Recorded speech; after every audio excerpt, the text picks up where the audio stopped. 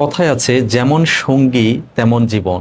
এই যে দেখতে পাচ্ছেন এই গরুর বাচ্চাটি, এটি ঘোড়ার সাথে থাকতে থাকতে ঘোড়ার মতো করে জাম্পিং দেওয়া, ঘোড়ার মতো করে দৌড়ানো, ঘোড়ার মতো করে বসা, খাওয়া, সব কিছু ঘোড়ার যে ধরন, সেই ধরনটিকে সে নিজের মধ্যে লালন করে নিয়েছে, সে নিজের মধ্যে ধারণ করে নিয়েছে।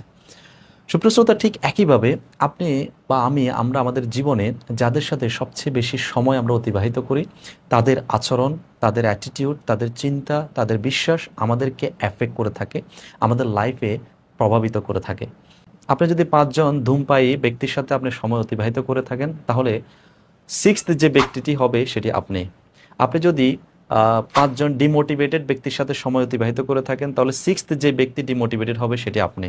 আপনি যদি ৫ জন টক্সিক পিপলের সাথে লাইফ অতিবাহিত করে থাকেন, তাহলে সিক্সথ যেটি হবে সেটি আপনি।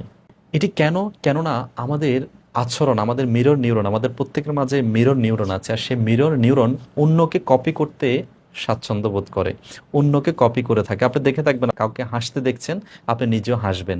আপনি কাউকে দেখতে পাচ্ছেন ইয়নিং হচ্ছে, হাই দিচ্ছে, আপনিও তাকে দেখে আপনার ইয়নিং হওয়ার সম্ভাবনা আছে।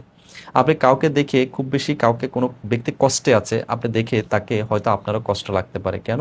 আপনার মিরর নিউরন সেই বিষয়কে অবজার্ভ করে আপনার ভেতর সেই ফিলিংস জাগ্রত করে।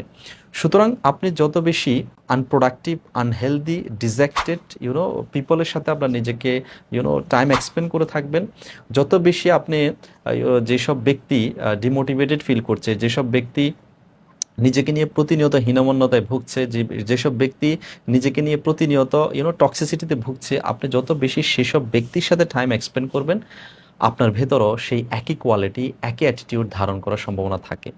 সুতরাং আপনার সুস্থতা, আপনার সুখ, আপনার জীবনে এগিয়ে যাওয়ার ক্ষেত্রে অবশ্যই আপনার যে সার্কেল আছে, সে সার্কেলকে ওয়াইজলি চুজ করুন।